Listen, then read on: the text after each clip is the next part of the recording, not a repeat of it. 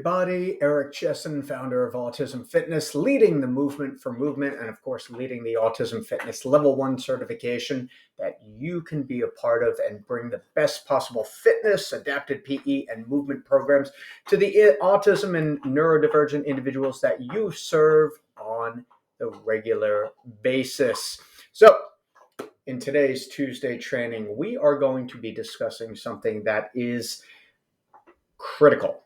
And when I say critical, I really mean that. When we talk about life skills, I really mean that. When we talk about injury prevention, I really mean that.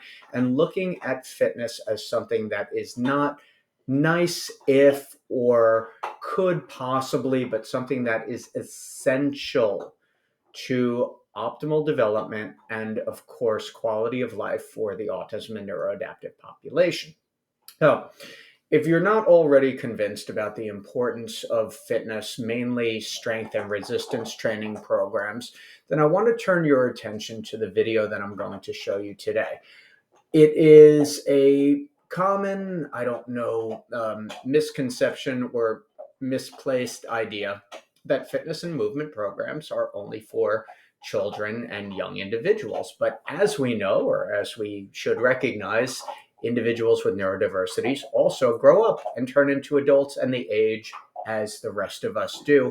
And they can also succumb to many of the medical complications and some of the other debilitating aspects of aging, namely atrophy, coordination, bone density issues, and of course, one of the leading, if not the leading, cause of injury in our geriatric populations, which is going to be falls. So when we're looking at fitness across the lifetime, particularly when we're discussing adults and then later stage adults with autism and related neurodiversities, strength training for fall prevention is an absolute essential.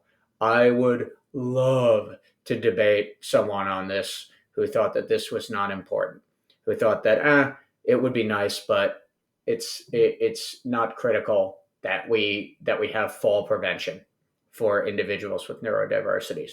Ooh, would I love to have that debate? That would be phenomenal. Anyway, that aside, and again, think about it from the perspective of the importance of programming for your own individuals on the spectrum.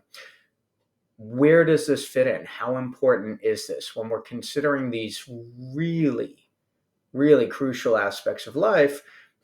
Are we going to start prioritizing fitness or keep saying, well, we've got other stuff to do, right? All the more reason for the level 1 certification. Anyhow, let's look at this. So got my athlete Holt right here.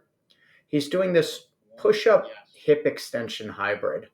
So it's not quite all upper body. It's not quite all lower body. It's actually a full body exercise. And developed this one for him, not just for the sake of having the push-up in his movement repertoire or having a hip extension, basically an inverted hip bridge in his repertoire.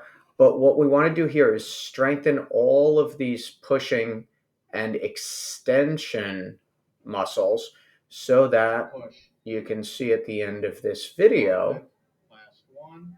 Drive it up, slow coming down. Good control. Watch this. So he just finished up. Boom, right here. We want Holt to be able to get up off the floor safely and effectively if in fact he does fall or if he's in that position to begin with. So it's not just the exercise itself, it's then getting up off the floor from the exercise that is critical. Now, if we start, think about this from the perspective of your autism and neurodivergent athletes, right? If you start this at a younger age or even in the teen years, adult years, and continue it, they are going to have this skill. We are using strength training as a preventative mechanism for injury and things that can be highly debilitating for the neurotypical population. And now we're talking about some of the compromises that we have with our neurodivergent population. So when we're talking about fitness as a life skill, especially in adulthood, these are the things that we really have to start considering. Yes. We can ignore them, but it's not going to go really well. So this type of exercise, now this is something that I developed around Holt's current level of abilities.